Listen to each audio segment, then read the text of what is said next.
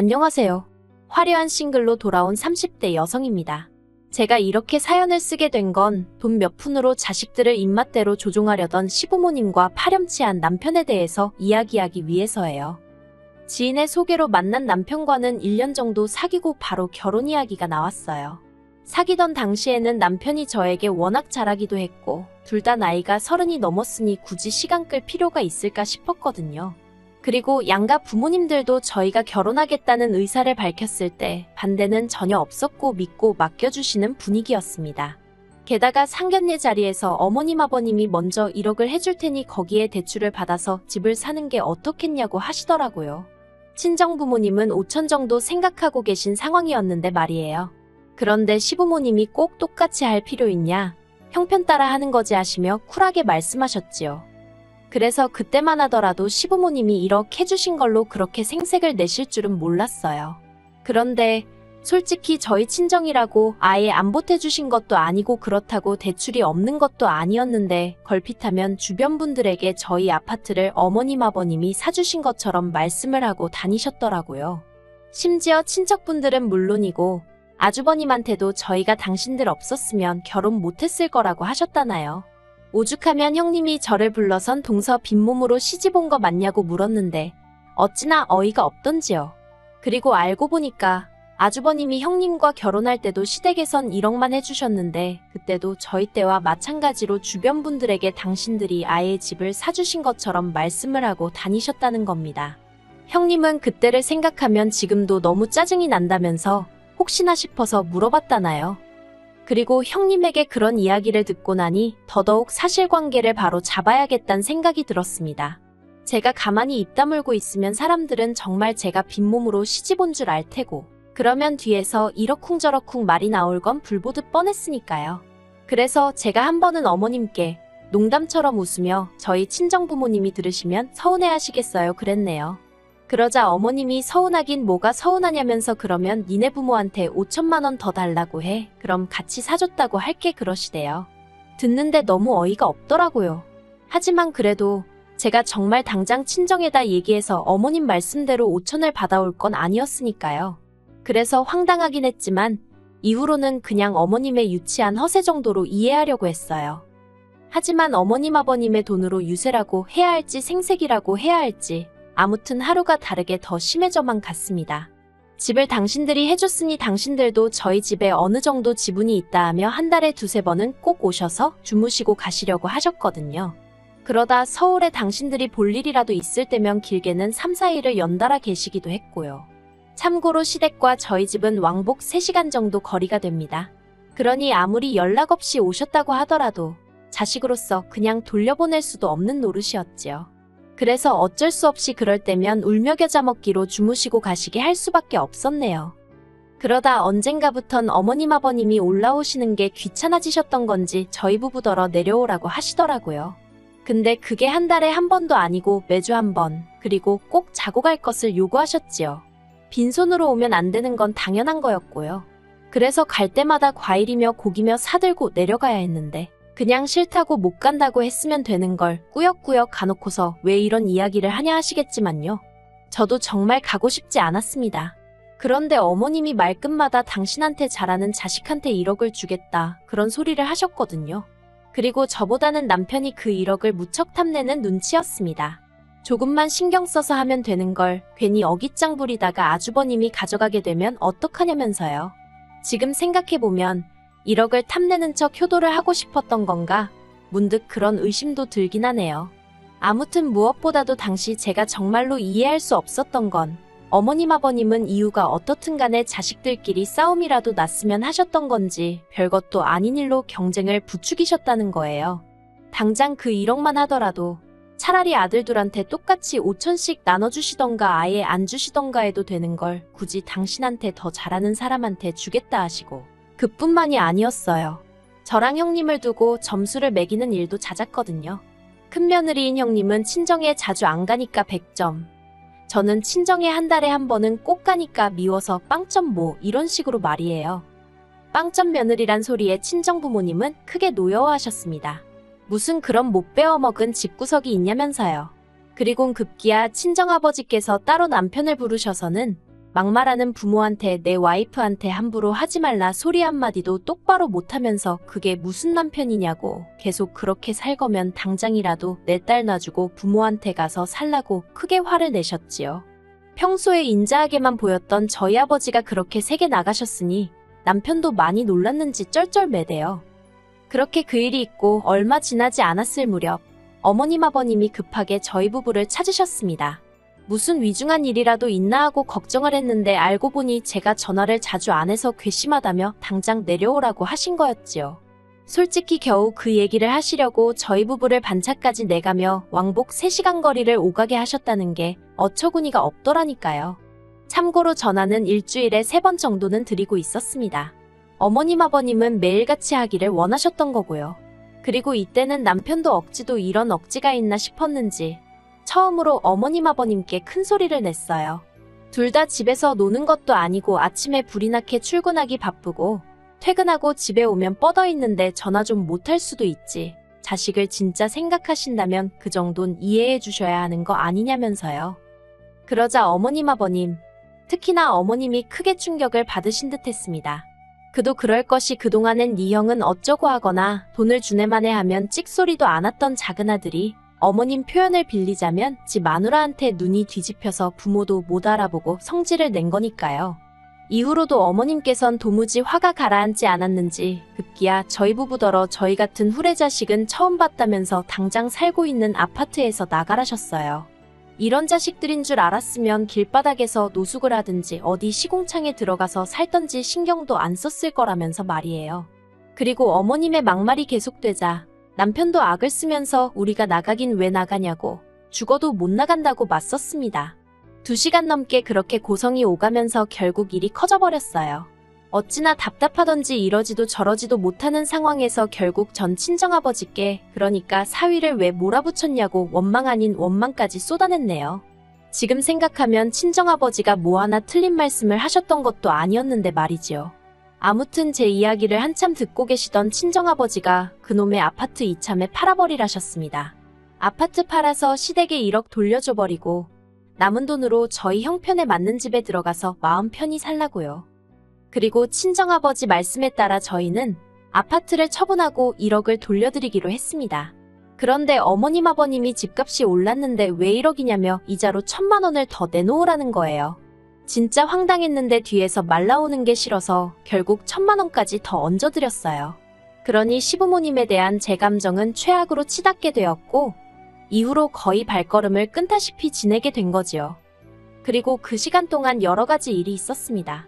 일단 저희 외할머니가 돌아가셨거든요. 상황이 상황인지라 내키진 않았어도 시댁에도 소식을 전했어요. 그런데 형님이 5만 원 보내주신 걸 빼고는 시댁에선 누구 하나 이렇다 할 말이 없었네요.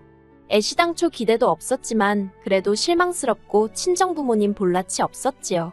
그리고 그런 와중에 친정어머니가 외할머니 재산의 절반을 상속받으셨어요.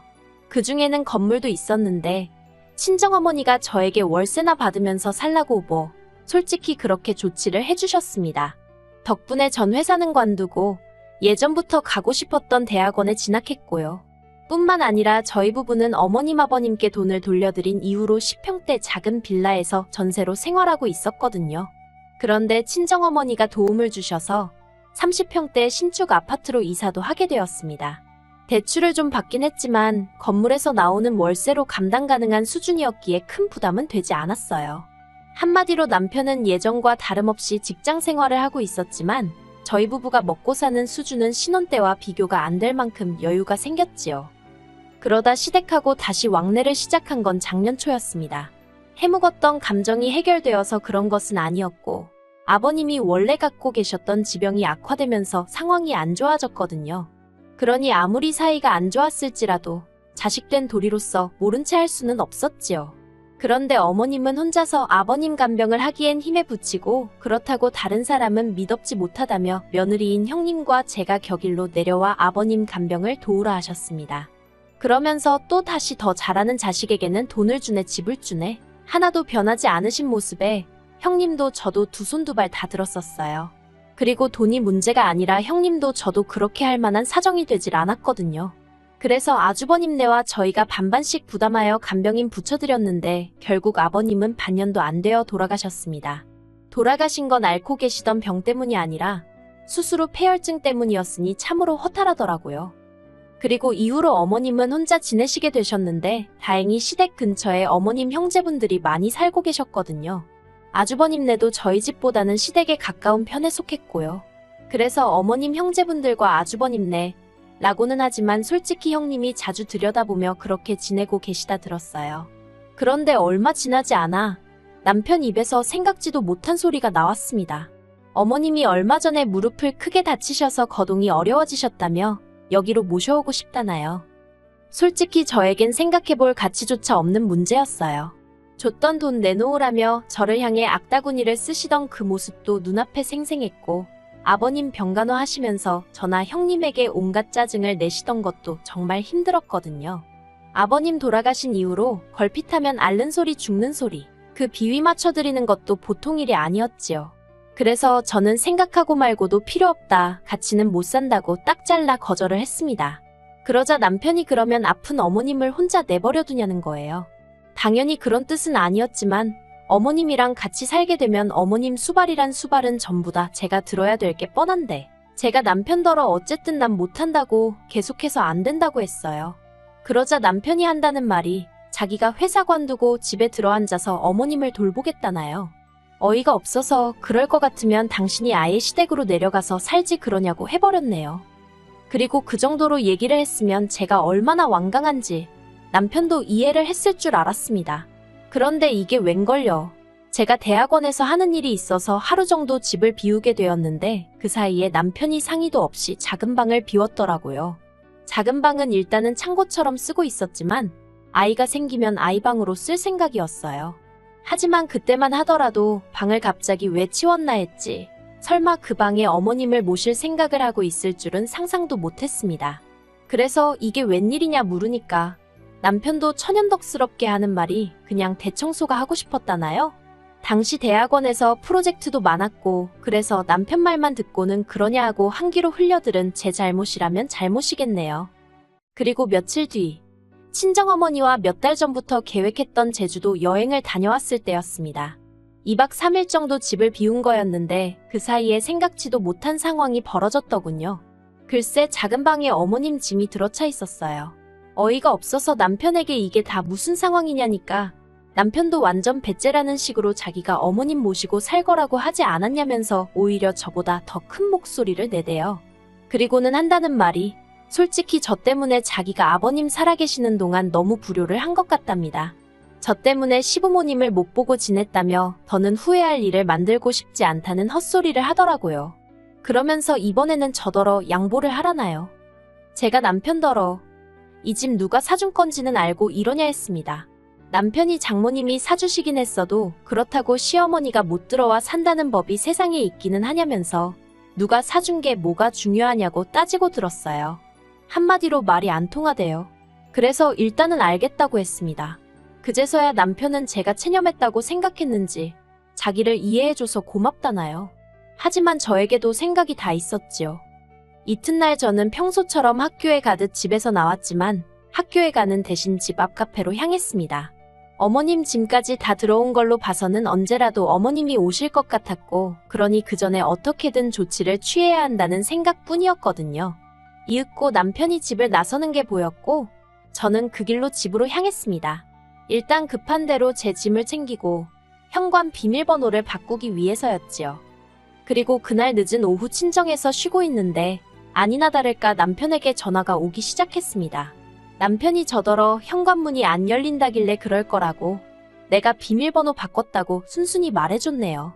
그러자 남편이 장난하지 말라면서 지금 어머님도 옆에 계시다고 빨리 비밀번호 말하라고 어머님 지금 몸도 안 좋으신데 계속 세워둘 거냐면서 저를 마치 못돼 먹은 사람처럼 몰고 가는 거예요. 전 너무 짜증이 나서 그렇게 어머님 걱정되면 당신이 알아서 어디 호텔에라도 모시고 가던가 하면 되지. 왜 나한테 난리냐고 소리를 지르곤 전화를 끊어버렸습니다. 그리고 그 일로 남편이 저를 고소했어요. 시어머니를 학대했다면서요. 어이가 없었지만 학대의 증거는커녕 오히려 제가 그 와중에도 용돈 보내드렸지. 아버님 아프실 때 병원비 댔지. 어쨌든 어머님한텐 일주일에 3-4번 꼬박꼬박 전화드렸지. 한마디로 남편의 주장엔 신빙성이 없었지요. 무엇보다 저는 더는 당해줄 생각이 없었거든요. 남편이 저를 고소한 걸 보고는 저도 바로 맞고소하는 심정으로 이혼 소송에 들어갔습니다. 합가강요, 시부모님의 폭언 등의 사유로요. 그리고 남편과 달리 저는 들이밀 증거가 차고 넘쳤거든요. 그런데 웃긴 게 막상 제가 이혼 소송을 시작하고 얼마 되지 않았을 때였어요. 처음엔 저 같은 여자랑 결혼한 자기가 미친 엑스네, 아버님이 돌아가신 것도 저 때문이라며 악을 쓰던 남편이 갑자기 태도를 바꿔서는 자기가 잘못했다면서 제 앞에서 싹싹 빌대요. 어머님까지 나서서는 당신 때문이면 당신은 없다 생각하고 살아도 된다고 이혼만은 하지 말라면서 절 잡으셨고요. 그러면서 어머님이 눈물을 보이시는데 솔직히 그런 두 사람의 모습을 보고도 아무 느낌이 안 들더라고요. 그래서 흔들리고 그런 것도 없었고 그냥 남편한테 법대로 하자고 했네요. 결국 제가 이겼고 남편이 항소를 포기하면서 끝을 보게 되었습니다. 같이 산 세월이 길지 않아 위자료는 1,000만 원 수준에 그쳤지만 그것보단 더는 그 피곤한 싸움을 하지 않아도 된다는 사실이 기뻤네요. 그리고 한편 이혼 후 형님과 딱 한 번 연락을 주고 받은 적이 있는데 형님도 이혼을 생각 중이라면서 말해주기를 어머님이 사시던 그 집이 알고 보니 월세였답니다. 매번 자식들 상대로 재산을 주네마네 하시더니 실상은 개털이었던 거지요.